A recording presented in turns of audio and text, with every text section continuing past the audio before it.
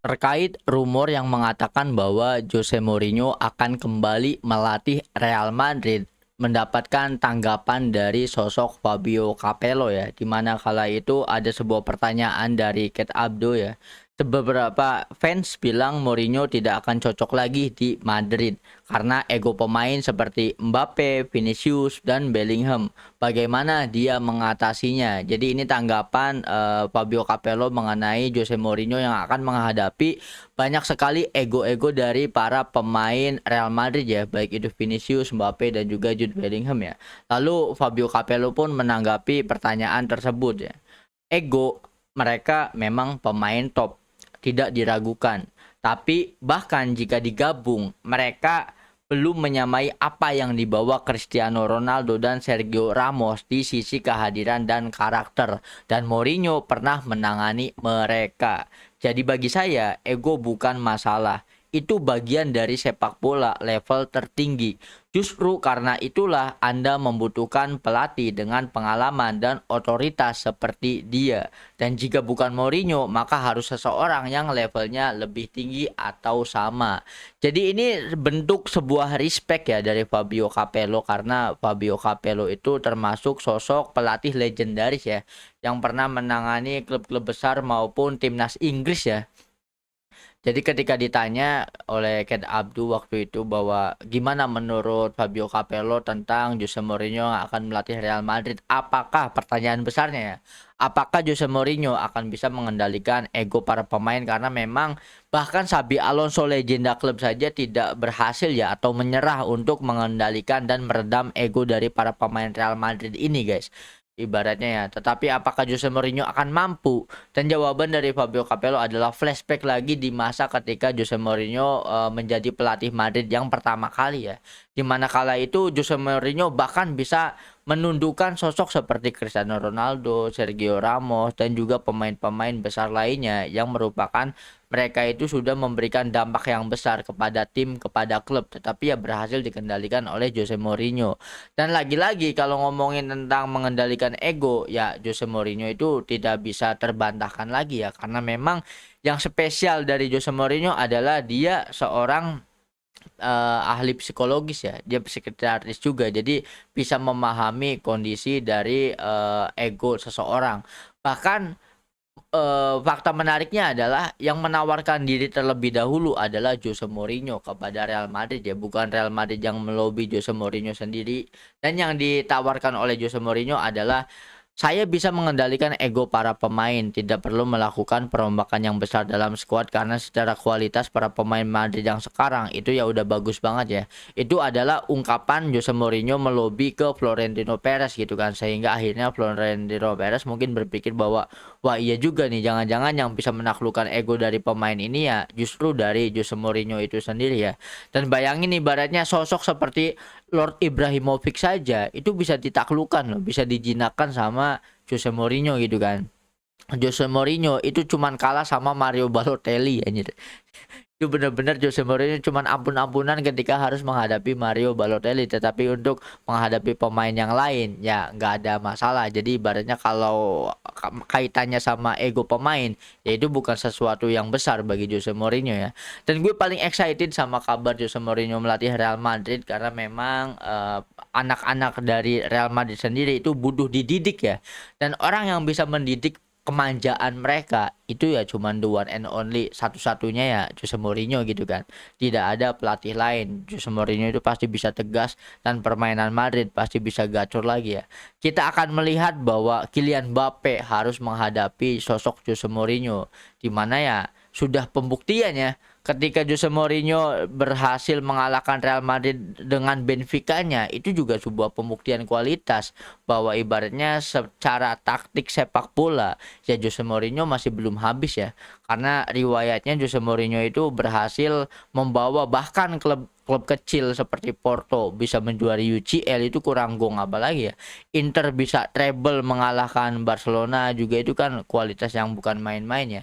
Dan bahkan fun fact-nya di musim ini Benfica bersama asuhan Jose Mourinho itu jadi tim yang belum pernah terkalahkan di top 5 Liga Eropa loh guys. Itu kurang apik apalagi ya. Ya meskipun berada di klasemen 2 Liga Portugalnya sendiri ya.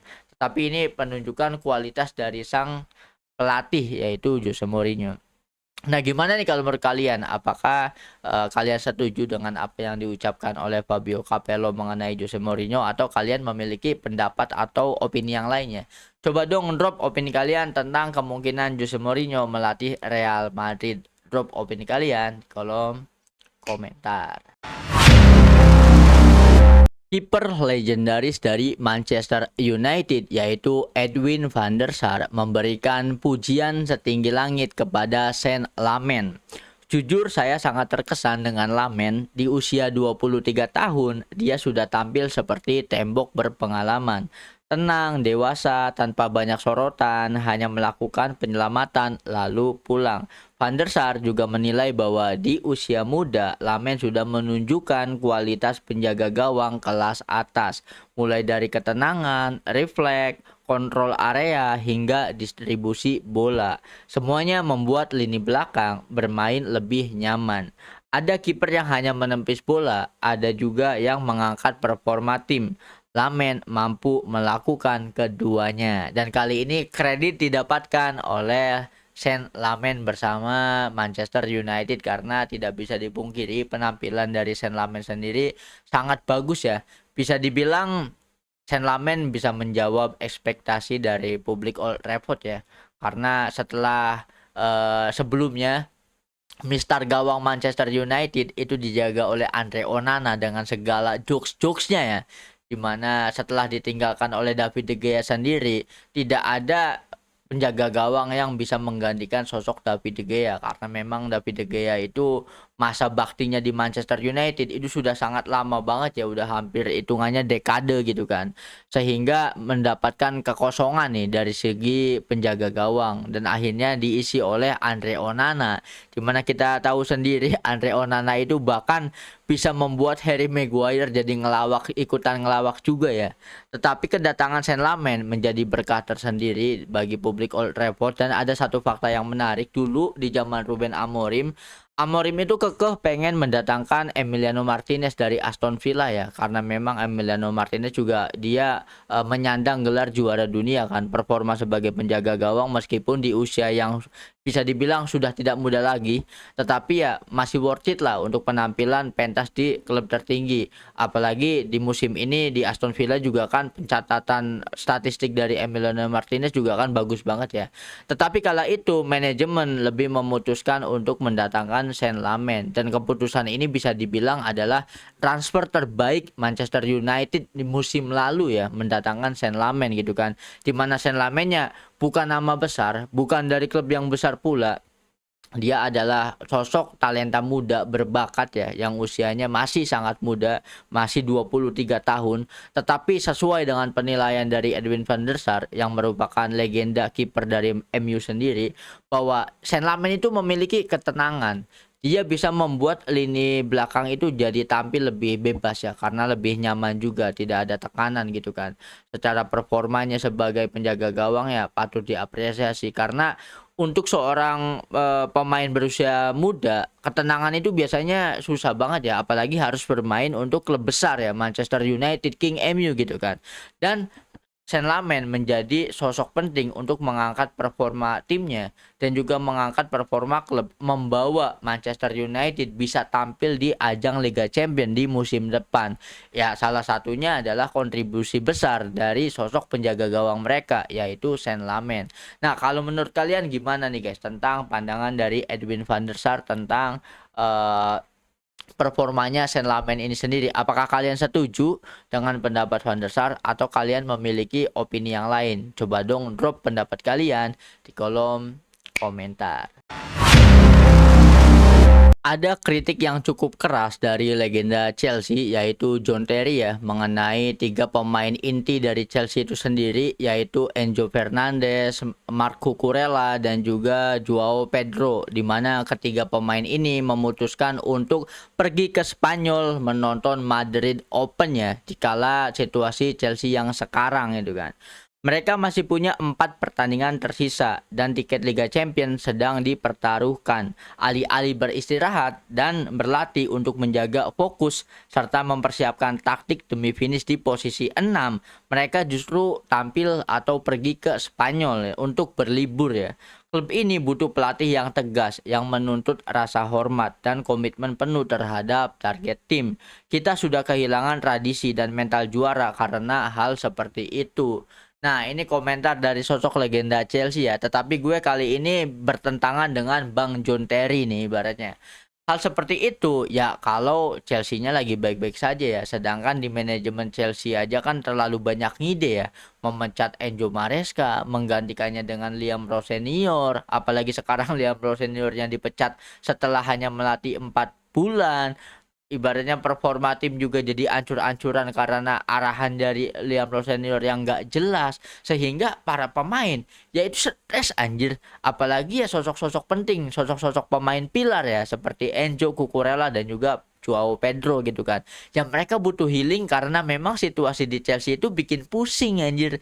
Kecuali kalau pelatihnya masih Enzo Maresca, performanya masih stabil ya, baru dapat kritik itu valid ya. Justru yang harus dikritik itu manajemennya, bukan pemainnya, karena memang tidak bisa disalahkan apa yang dilakukan oleh Enzo Cucurella dan juga Joao Pedro, yaitu masih manusiawi ya. Apalagi mereka itu kan berlibur ya di momen ketika liburan gitu kan, tidak ketika mereka harus bekerja atau di jam-jam latihan mereka kan. Jadi ya sah-sah saja. Apalagi ibaratnya ada kemungkinan bahwa Enzo ke Spanyol dan bertemu dengan Jude Bellingham di Madrid ya. Itu ya jangan-jangan ngecek atau survei rumah di Madrid anjir untuk kemungkinan hengkang dari Chelsea di musim depan ya. Itu kan bisa saja terjadi ya.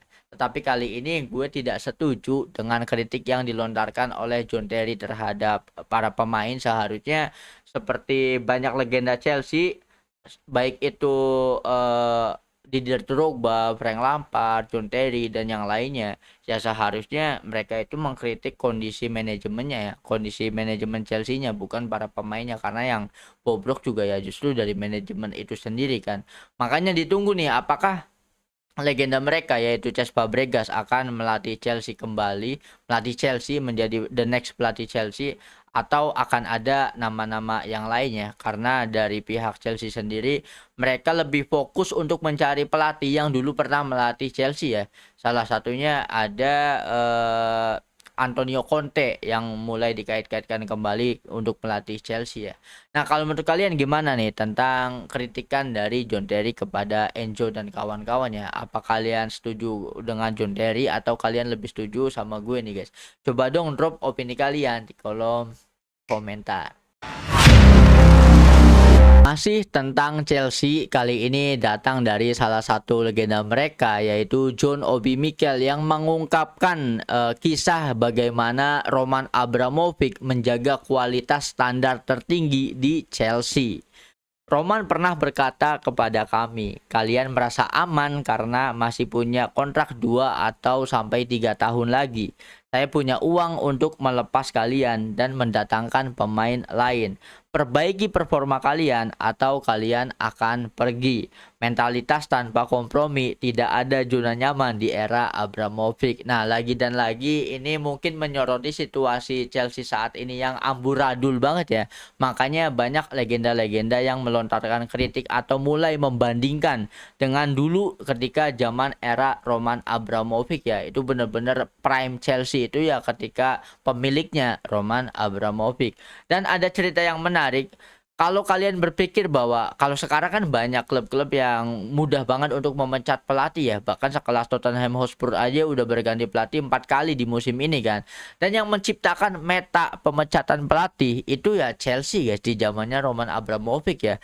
Tidak mengejutkan bahwa pelatih dipecat di tengah-tengah kompetisi, itu sangat-sangat mungkin. Bahkan ketika menjuarai UCL pertama itu ya setelah pemecatan pelatih mereka ya Andrea Villas-Boas ya, dipecat di ajang sebelum semifinal dan akhirnya di take over oleh Di Matteo dan waktu itu ya mungkin hoki juga ya, rezekinya juga ya, dan ternyata Chelsea bisa menjuarai juga.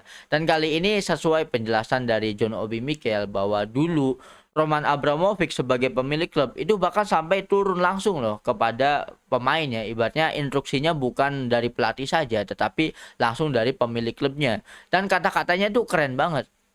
Ketika Roman Abramovich datang ke locker room atau datang ke situasi pemain ketika sedang berlatih di lapangan, kata-katanya adalah, "Jika kalian merasa tenang karena kalian masih memiliki kontrak 2 sampai 3 tahun lagi, ingatlah bahwa saya punya uang untuk memecat kalian." Artinya untuk membuyout ya, membuyout pemain gitu kan, dan mendatangkan pemain baru untuk menggantikan kalian. Instruksinya sangat jelas, perbaiki performa kalian atau kalian akan kita buang gitu kan. Ini benar-benar siapapun pemain yang main di Chelsea ya, kalau udah digituin sama L owner ya, siapa yang nggak gentar anjir. Sehingga mentalitas juara itu terbentuk karena standar tingginya tetap terjaga gitu ya. Ibaratnya yang memakai jersey Chelsea, yang bermain sebagai starting eleven-nya itu ya pemain-pemain terbaik, sehingga ya sesuai sama dulu ada cerita dari John Terry juga yang mengatakan bahwa ya